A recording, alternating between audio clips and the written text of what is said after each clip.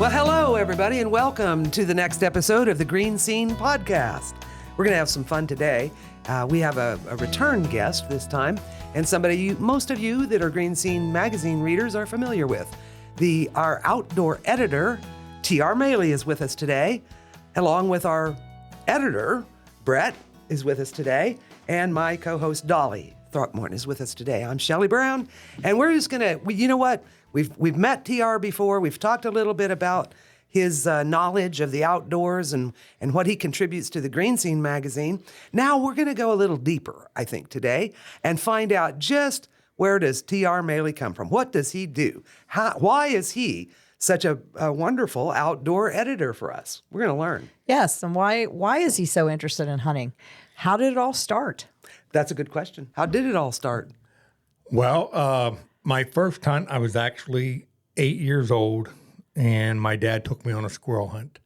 And I've just never looked back since that day. So that's from the time you were 8 years old. We won't ask how old you are now. I am 64. I was joking there. Okay. So anyway, so several I've been decades. hunting a long time. Yeah. So it started with did you say your grandpa? My dad. Oh, your dad took My you dad, out. yes. We hunted together right up till the time he passed. So that was... And you grew up in Greene County? Yes. Where did you hunt when you were a little kid? Most of our hunting was done out on White's Ridge. Okay. Which is out 218 by Orndorff's farm out that way. Okay. We had family that had property out that way, so we spent a lot of time out there. All right. But you didn't stop at Greene County, huh? When No. you got old enough No. to travel. Yeah, I've hunted in 5 different states, Pennsylvania, West Virginia, New York, Ohio, and quite a bit in Montana. Oh, okay. And I think that's what we're going to talk big most trip about out today there, is Montana, our Montana yeah. trip. But before we go all the way out west, West Virginia, Ohio. Yes. Those are all neighboring states where Yes. you enjoy hunting's good here, isn't it? Yes, and we own, actually, my family owns 120-some acres down in Grafton, West Virginia, so we hunt there a good bit, too. We lease land in Ohio, and I had friends in New York that I hunted with up that way. Okay. What do you hunt for? Well, around here, mostly deer. Okay. And then I enjoy small game hunting, rabbits, squirrels, Okay. anything like that. Groundhogs, I remember that. Yes, Yeah. yes. I've seen a few groundhogs in my yard, and I think about it. Yes. Are you going to take one in as a pet? No, I was thinking about making some stew. Oh, groundhog stew. Yes. Oh, that makes sense. That's what we talked about. All right. It sounds like you really enjoy though your travels. So I do. let's talk about Montana. Okay. When did you first go there? Back in 1980, I was about 20 years old, and what started out as a one-time, lifelong dream to go out west hunting turned out to be a yearly event after that. I was working for Rohanna's at the golf course, on the golf course, bartending, things like that. And Gary Rohanna was a person who went out there every year, and he asked me if I'd like to join him one year, and I did. And like I said, I thought it was going to be a one-time thing, and since then I've made about 55 trips out there. Wow. Yeah, they normally do 2 trips a year. There's a early trip like is actually going on right now when antelope is in season, and the fishing is really good. They come home for a couple of weeks, go back out for the deer season. So sometimes I would go twice a year, and then on occasions I would stay out there for the whole 7 weeks. Oh, So I would spend a Wow, lot of nice. time out there. I didn't realize that. Yeah. Yeah. do you go to the same place or do you go to different places in Montana? Well, when I first went out, we hunted at a place called Wolf Creek, and Gary was friends with the people who lived in Wolf Creek, and they owned it would be considered more of a bed and breakfast now. They called it the Wolf Creek Hotel, but we stayed there and hunted and fished in that area. That was out around Helena, and Wolf Creek was actually mentioned in the movie A River Runs Through It. Which is my favorite movie of all time. I knew that. I think his girlfriend she was from Wolf Creek in the movie. Mm-hmm. I think that was the only mention of it, but that was kind of cool Yeah. that I'd been there. Yeah. And then later on, we hunted places called Grass Range, which is over in more central Montana. Made a lot of really good friends there that had really big ranches, and we were able to spend a lot of time there. But over the last 20 years or so, we have leased a ranch in Lewistown, Montana. It's 23,000 acres that we lease for the last part of the season, and that's where we do most of our hunting now. And so when you go out there, do you drive? Do you fly? We fly. When in the early days of going out there, you know, we had jobs and you only had a week or Sure. two to take off, and it was 2.5 days out, 2.5 days back. You didn't want to spend 4 or 5 days of your vacation traveling, so we flew, and that just seems to be easier. We usually take an early flight out, and we can hunt that afternoon. So it works out really well for us. Great. Because the drive out there would be what, like 24, 36 hours? I mean, it's a it's long got to be ways, yes. far, Yes. right? Right. That's what I thought. So flying is definitely the way to go. And then I guess you have access to vehicles once you get there. Do they pick you up at the airport? Do you guys rent a vehicle then We to get where you need to go? bought a vehicle and keep it out there. There you go. Yeah, I was going to say that's probably the Most smart economical way to go. thing. Yes, it yes, is. yes, yes. And it was over the years, traveling, when you're hunting, you got gear, a lot of, your rifle, all that kind of stuff. Over the years, I've acquired a complete wardrobe out there. So I can travel pretty light. My weapons, everything is out there. So Oh, nice. It makes it pretty nice. Nice. Well, so that was going to be the next question. So when, say for somebody that doesn't go out there all the time like you do, how do you get all of your weapons on the plane? For our listeners that don't know about that, my husband has that's interesting. hunted out west with a friend, and so I've been with him, and so I kind of saw the procedure, but Yes. it would be nice to know. There is you just go through the normal checkout, but then once you completed that process, there's a special section where you have to take your weapons to. And they open it up and they swab it, do, I guess it's powder check, things of that nature. You have to keep your ammo and the guns separated, things like that. And then once they take that, you don't see it again until you get to where you So go. it's just like your normal luggage. Yes. So does Right, it come it's all around on the going- baggage claim thing, or do you have when to go special? when you land and you go to baggage claim, they come on a separate cart. Okay. I was going to say, people be lifting that stuff. Who knows? Yeah. Yes, I would think so. So no problem flying with all your stuff. No, That's having great. everything out there is makes the process a lot easier. Yeah, because it, like you said, you collect a lot of gear Yeah. over the years, and it's heavy, and that'd be a lot to drag back and forth every time. So I'm thinking this place that you lease for the end season, you Yeah. said. So is it like, do you have it leased year round though, or is No, other we people just lease keep it? for the last 3 weeks of the season. So other people lease it perhaps at other times? Yes, the other people can hunt it before we get there. Well, where do you keep all your stuff that's out there then? We have a lot of friends out there at their houses, same place we leave the vehicle, things I like see. that. Yeah. Okay. They're very Speaking of friendly. friends, you said you've made some friends. They're Yes, like we have. lifelong friends. Yes, there's a group out there called Hutterites, and it's communal living. They're of a German descent, Amish-like, and these communities are all over Montana, Canada. There's several of them, and the colony that we were friends with, there was 72 people that lived on it. How interesting. It is. And you have a chore that you are designed to do on the colony.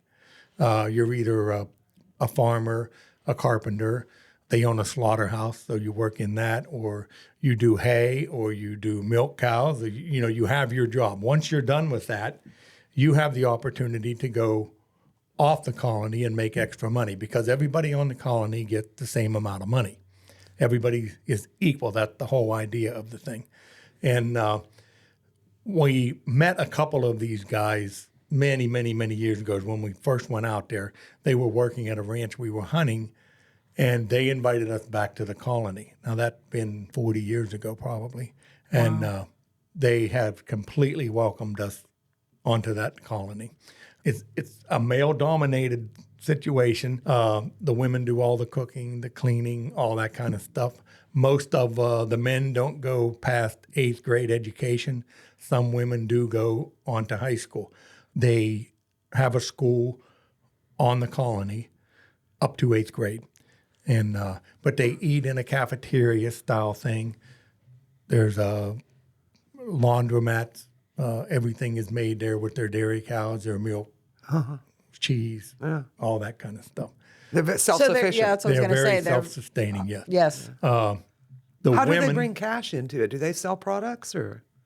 No, actually, they make their money through the slaughterhouses. Are huge, Okay. Especially out in that. They do all the deer, Oh, the hunting, elk, yeah. and things like that. But the men never leave the colony. The women, when they marry, they go to another colony. You have to marry colony to colony. If you marry outside of a colony, you have to leave. Okay. They don't do that too often. So the men stay, the women, you raise your daughters, and most of them move to Canada, actually, which is kind of sad, but that's just the way they do things, I guess. When you go into the cafeteria, the men sit on one side and the women sit on the other. The men go in and sit down first, and then the women serve the men and then sit down and eat with the kids. Same thing with their church. The men go in and sit down first on one side, and then the women sit on the other. When we go there at night after hunting, they wait on us hand and foot, coffee, pies, anything you want. It's really a great place to hang out. So I would think if so. you're a guy, I guess. I was going to say, it sounds great if you're a man. Maybe. That's interesting about the church pews. Though that happens, or used to happen here. I noticed this in decades ago, but even around here in this area of Appalachia, and the little churches. If you'll see old churches, you'll notice 2 doors. A lot of times in old church buildings, the men would go and sit on the pews on this side, and the women would go and sit on the pews on that side. And that was just in typical Baptist, Methodist, whatever churches, I asked the guy that we stay with, I go, why do they separate like that at church? And he goes, so they'll pay attention. Well, so they're not distracted with each other. Yes. So, and we actually went out to a wedding. There was a wedding going on one time while we were there. And not being members of the colony, we had to stay in the foyer. We weren't even actually allowed to go into the church part. Yeah. We had to watch it from the foyer. So when you go out there, as far as staying, you did mention that there was a little motel you stayed at the one place. When you go here, you don't stay on this colony. We stay in their houses. Oh, you stay in their houses. Okay. They give us rooms and guests. Wow. Yeah, we are so guests. you're Now, getting do you pay room for and that, board. No. Wow. You don't pay for that. No.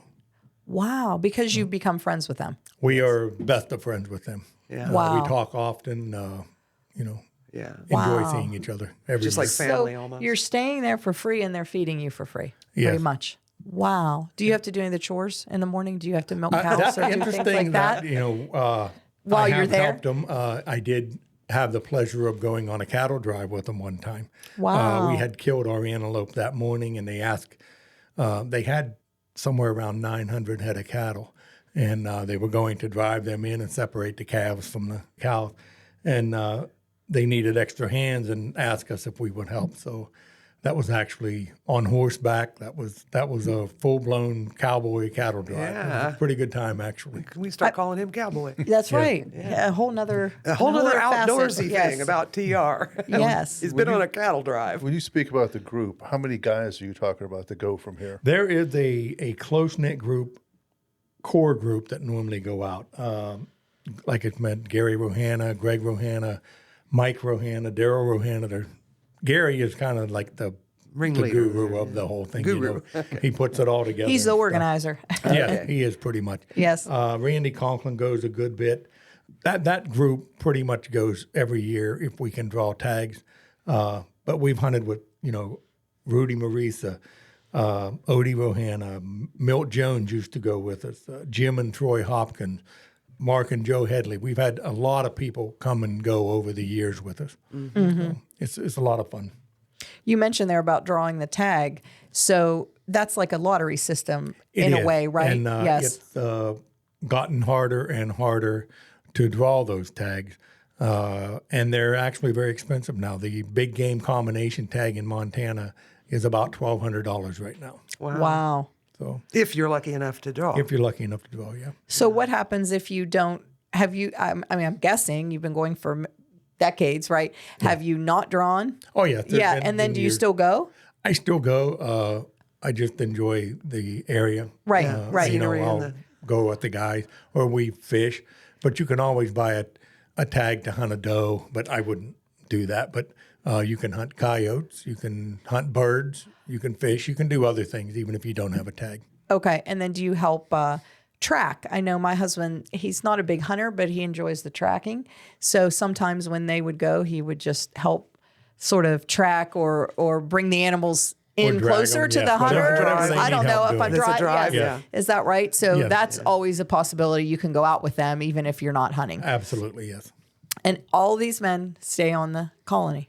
Yeah, actually now we've the colony is about a half an hour from the ranch that we lease, and there's a cabin on the ranch that we have been staying in. Oh, nice. Some also, so we go both places. Depending on what time of year it is, where you're at. And you got to go through the Continental Divide to get to the colony, which is in November, usually pretty bad sometimes. So if the weather, we don't go over there. Oh, sure. Yeah. I mean, goodness. Weather in Montana. When you're hunting, when you're actually out there tracking or driving or whatever it is, Yes. what do you do that on foot or You horseback? can actually the ranch with 23,000 acres. There's a lot of ranch roads. Okay. Which are just glorified paths more than anything. You can drive on them, weather permitting. You can drive around. With 23,000 acres. Yeah, just to take off walking is. That It's would- kind right. of. Impossible. It's kind of hard to do it. It's easier to spot something and then stalk it. Yes. So that's usually what we do.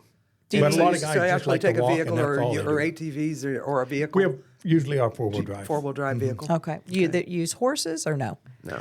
We have used horses in the past to get stuff out of there if we couldn't get to them, but most of the time, no. No.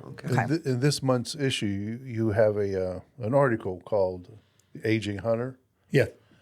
Out of curiosity, knowing the geography of Montana, how does that work for you as an aging hunter? I look for things closer to the road. No, it certainly made things harder.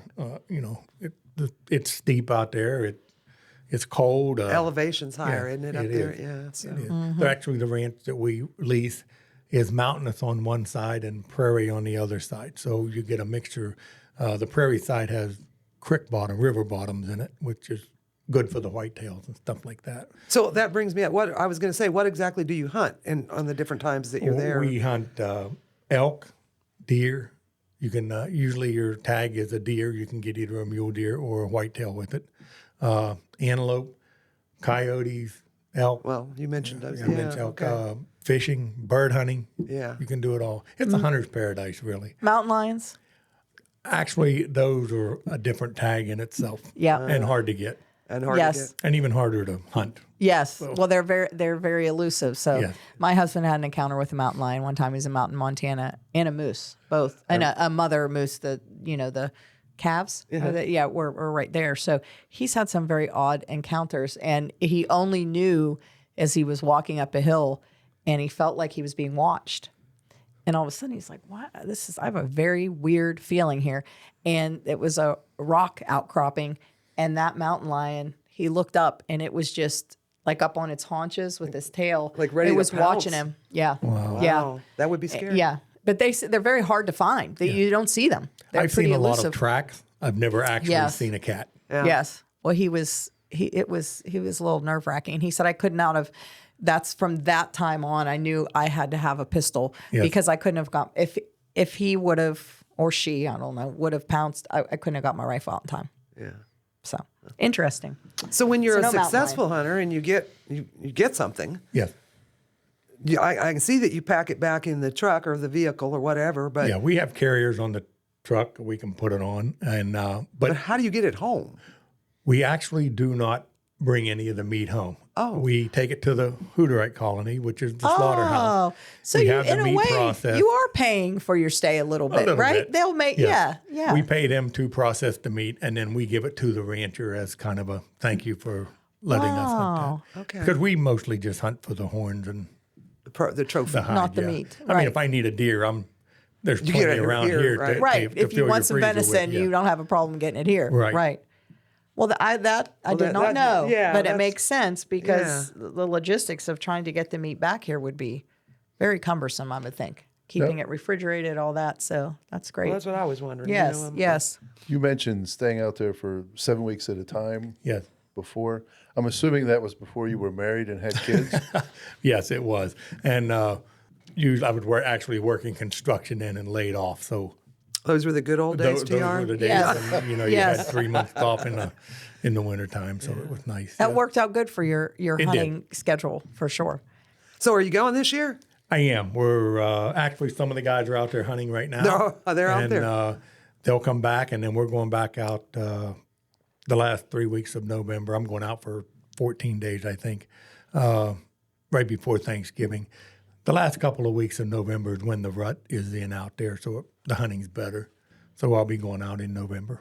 Okay. What did you say? The rut Yeah, is in? you're going to have to Rut. explain that. To What the is it? audience. Yes, the rut I don't is know what the that means mating either. season for the deer. Oh, and- the mating yeah. season. Okay. And, So that's a good time to go. That's the best time to go. yes. Oh, okay. It's when those, Okay. those bucks are being more powerful or more ventureful. I guess. Yes, Adventurous.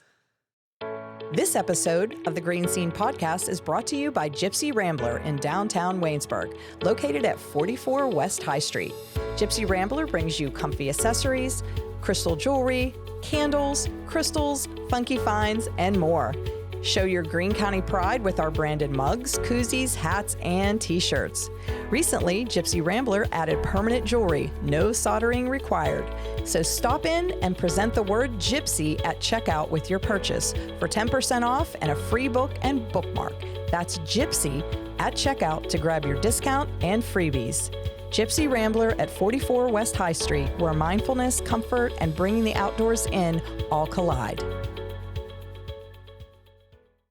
So TR, you're getting ready, geared up here to go in November, and now will you be staying at this same colony? I believe you call it Hutterites? Hutterites, Am I yes. saying that correctly? Hutterites. Hutterites are they're Amish-like, but they're of a German descent. German is actually the most spoken language on the colony, where English is the second language there. Oh, okay. And okay. a lot of times they'll say things that we just don't understand. All their church services and things like that are all done in German. Their books are in German, things of that nature. Oh, okay. They are very strict, like the Amish. They don't watch TV. They don't. The men wear solid color clothes. The women wear long dresses, arms covered most of the time with the bonnet on the head. It's interesting. It really is. And that made me think about, do you have electricity there? or They no? do have electricity. They do have electricity. And they okay. are, I mentioned, everybody is paid the same. And, Right. And it's not very much. And the Hutterite colony, there is a central board that governs all of them, and they buy the ranches, and then the colonies work these ranches. So the colony itself is extremely rich, while each of the individuals that live there are Modest. they're very modest. And if you need anything, the colony takes care of it for you. I see. You don't have house payments. You don't have car payments. You don't have anything like that. Everything is owned by the colony. And if for example, one of the members of the house we stay in had to have his kidneys transplanted. The operation itself was over $300,000. They don't have insurance, but the colony paid cash for the I see. Wow. for the operation, that kind of thing. It's really Wow. true communal living. Their yeah. farm Yes. machinery is, Top of the line. top of the line, 8-wheel drive John Deere track. Everything is top of the line.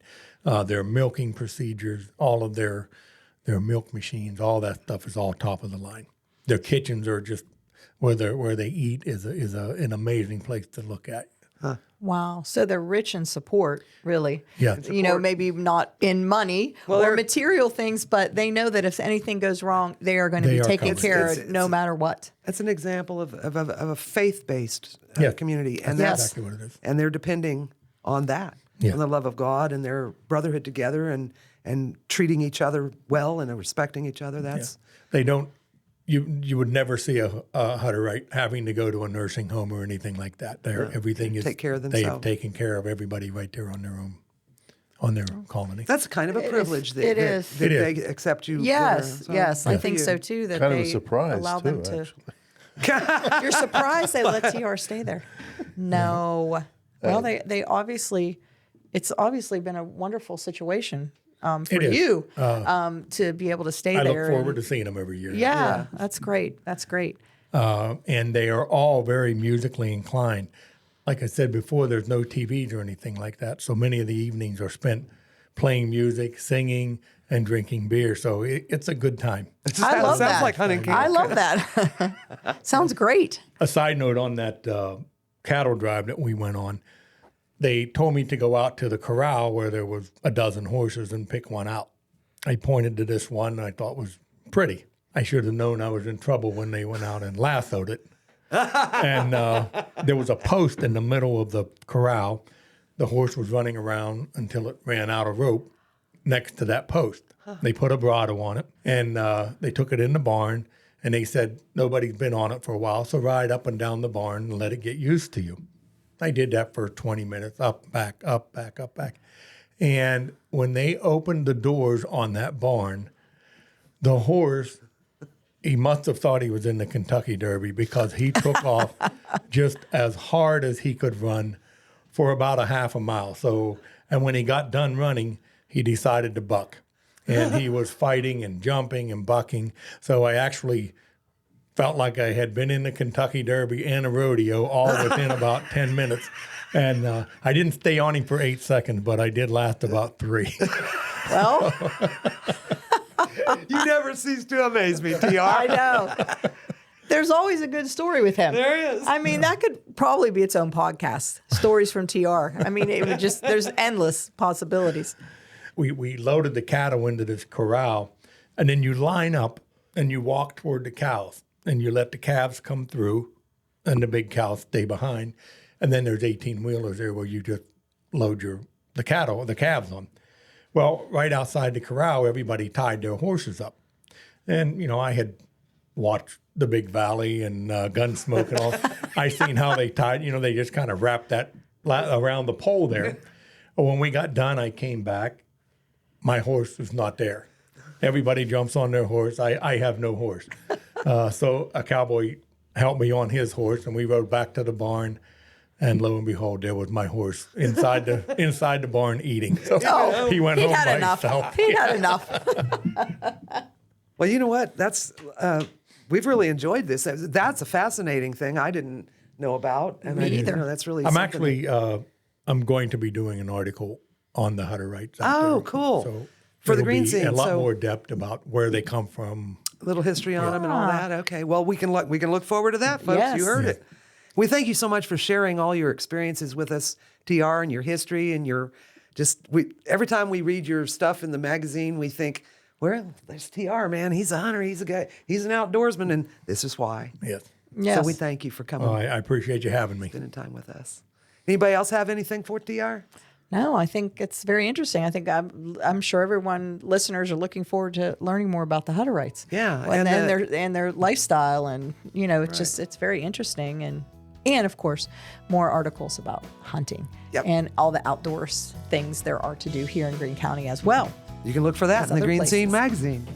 Well, folks, we thank you too, our listeners, for joining us for this fascinating podcast today, and be sure to remind you to tune in to the next one.